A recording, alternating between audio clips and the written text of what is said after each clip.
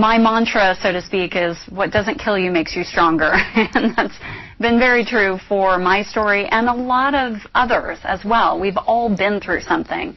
And as an entrepreneur, the mindset piece of it is probably one of the most important things. Obviously, you have to have a great idea. You have to have a market that's willing to purchase your product or service.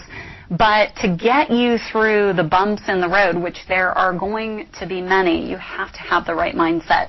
So in the book, one of my contributors talks about really how do you identify those challenges in your life. So number one, how do you really just map out, lay it out, what is, the challenge, what's bothering you, what is the issue, how do you discern how that's going to affect your life and your business. And the most important piece of that, Mark, is the detachment piece.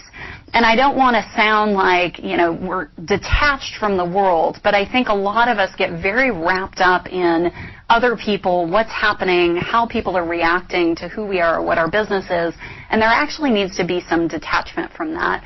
So as that relates to female entrepreneurship, which is primarily the community that we serve, we really focus on that, having the perspective of worry about the things that you can control, not, other people, so to speak. My two favorite quotes and mantras I live by. I love quotes and mantras. Yes, exactly. And one came from my grandfather and one came from Tony Soprano. So the first one is... Let's hear the one from Gramps first. It is what it is.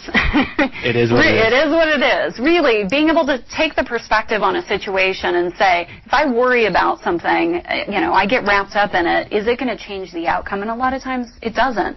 And so worry about the things that you can control, worry about the things that are in your realm, and don't worry about the rest of it. And so much of that is true in business. You can't control what your competition is going to do. You can't control what your landlord's going to do. You have to work within the parameters. So that mindset of being positive, having that vision, looking forward, keeping your eyes on the prize. I mean, I know these all sound like cliches, but they're so true. But we don't practice them as often as we don't, exactly, because we get wrapped up in our day-to-day. One of my other favorite phrases we use a lot at Hera Hub, and I attribute to one of our members, is first world problems. Yeah, champagne problems. Exactly. Really step back and look at the perspective and say, what have I been given? What am I here to do? And can I kind of float above that and have that needed perspective or detachment from that situation and keep pushing through?